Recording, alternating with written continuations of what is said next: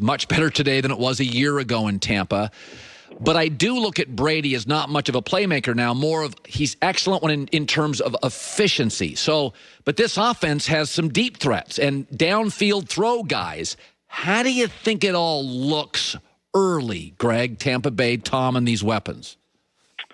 Well, assuming everybody's healthy, Colin, I think that it will be a very interesting mix of Bruce Arians' approach, which is being aggressive and pushing the ball down the field, and what Brady does really well, which is a lot of play action, quick game. We saw what they did in New England the last number of years, all those bang play action throws in the middle of the field. He certainly has tight ends to work with. Godwin is phenomenal working between the numbers, very strong, very physical. So the parts are in place to run both an Arians offense and a Tom Brady offense. And Arians has been doing this a long time, and I think he'll mix and match, and it will end up being a very, very effective offense.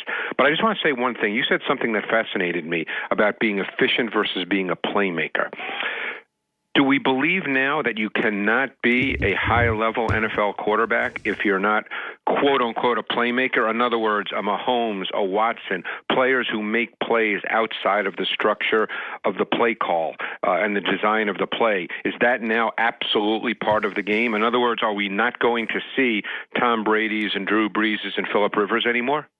I think the way the game has changed, they will still win games. But when you face a Mahomes and you do not have that element in your game, and Mahomes and the young quarterbacks are increasingly efficient and make plays, I'm not saying it's going away, but the structure, the rules, I think the added playmaking with increased efficiency, because I think Mahomes will just get more efficient over time.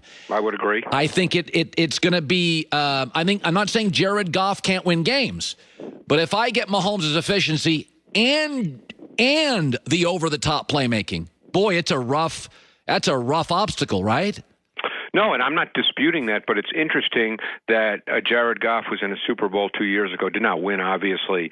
Jimmy Garoppolo was in the Super Bowl last year, didn't win, but played reasonably well. So that's a question that I spent all summer as I've broken down at home while I was, as we all were at home, I was anyway. I watched probably 20 quarterbacks, did deep dives, and it's a question every single day watching tape. I kept going back and forth in my head as to the evolution of the quarterback position and where we're going. Yeah. It's really funny. So Pete Carroll, big at USC, and then he goes to Seattle and he wins a Super Bowl, and we have just anointed Pete as he is he's just tremendous. He's going to be a Hall of Famer. But now analytics are coming in. Now the wolves are sharpening their teeth, and people are saying, listen, they run the football too much. Russell Wilson has to. It's kind of a Jurassic offense at times. The offensive line play has not been good. And Wilson seems like increasingly Russell is saving a very outdated offense. Is that a fair criticism when you look at film of Pete Carroll and what their dimensions offensively? Well, here's the way I would answer that question. And I love Russell Wilson. I think he's going to be the league MVP this year. I love the player. But for years now, I think he's been in the league 8 years. Yeah. So they've had the same head coach, but they've had two different coordinators, and they've chosen to play this way from day one. Yes.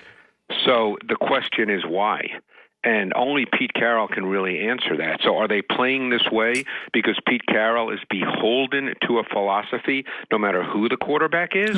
Or are they playing this way because as good as we all think Russell Wilson is, and there's no question he's really good, that's not my point, but that they believe that they get the best out of Russell Wilson playing this way, and if they were to quote-unquote let him loose, as a lot of people are saying, that would somehow diminish his play. So they're with him every day, Colin. We're not. So I don't know the answer to that, but they've chosen to play this way for all 8 years that Russell Wilson's been in the league. Yeah. It's driving some people crazy. I'm one of them. No, believe me, I love Russell Wilson. I mean, this is a team, they get their big plays in two ways. They go max pro, and they push the ball down the field in normal down and distance situations, or Russell Wilson moves around and is as good as there is in making those second reaction improvisational plays. But they are not a team that comes out throwing the ball. They're not. This team is built, as you said, there's no mystery to their offense. It's run the ball with base runs, play action, and play action boot. That's what their offense is. So I want to talk about Aaron Rodgers. 2 years ago, there was a discussion. I did not buy into it, but it was a narrative and a discussion on talk shows. Aaron Rodgers, Tom Brady, which is the GOAT? To which I said, I don't think it's really close. I think Montana, Peyton Manning, Elway, you can argue people. I need more of Aaron. I need more years. Now we see 3 straight years of Aaron's declining passer rating and completion percentage. Now it's always the push-pull, the egg, we always ask about that. Is it Green Bay's front office doesn't give him weapons, or is it Aaron who's not coachable? I do think they have a star receiver, a star back, and a way above average offensive front.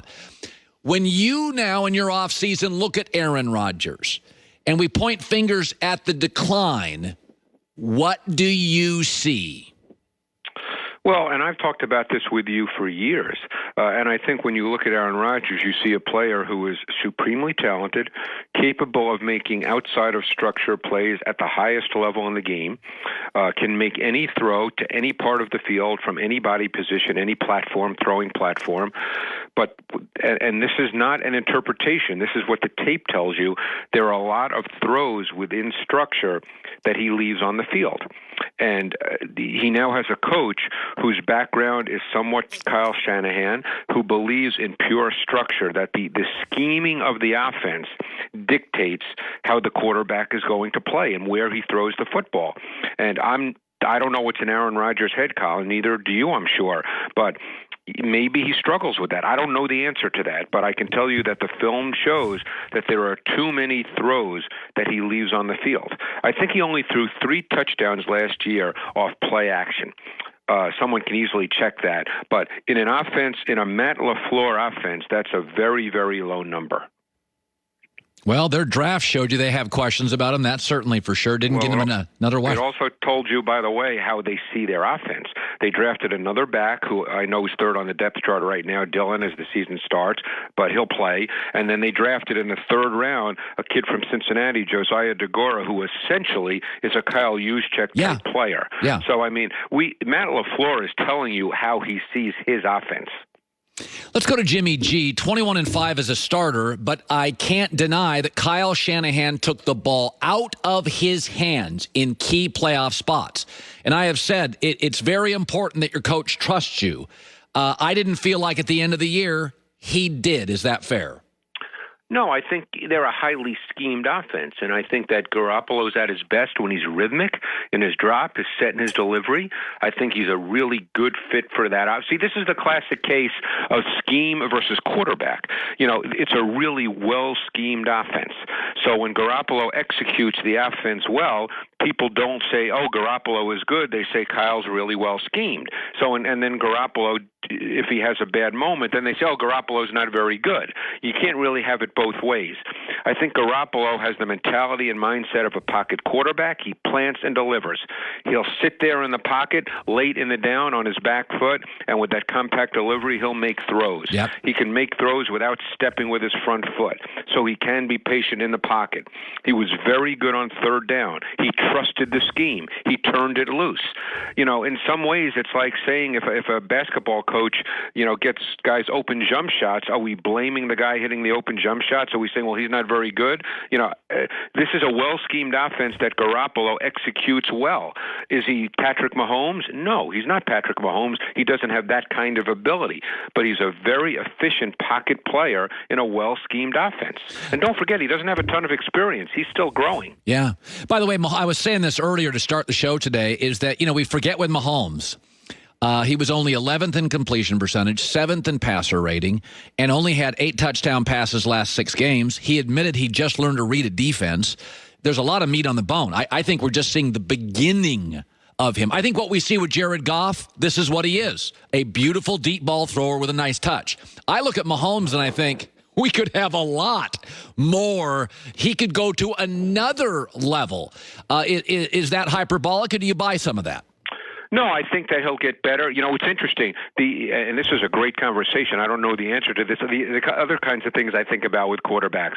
Will Mahomes, as he advances, be less likely to be a second reaction player? In other words, always have that in his back pocket as a parachute because he's capable of it, but will he become even more efficient from the pocket and stay in the pocket more because he'll see things quicker, better, and deliver the football? You know, that's the thing. As you get older and play in the league longer and learn more and digest more, do you end up being far more efficient from the pocket? Because there's no question he's a great thrower of the football. You know, now he moves around a lot. So it's a great question. I don't know the answer to that. Yeah. All right, our big play of the week, obviously, will go back to last year, and it does include Sir Patrick Mahomes. Yeah, and I chose this play because it was the first possession of the third quarter in the AFC playoff game last year between the Chiefs and the Texans, obviously playing tonight. And the Texans had come out in this game and played almost all man-to-man coverage in the first half.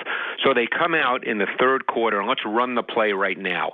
They come out in the third quarter on the first possession, the Texans do, and they end up playing zone, cover two. And here's a 48-yard completion to Sammy Watkins. And the reason I chose this play is because it had so many cool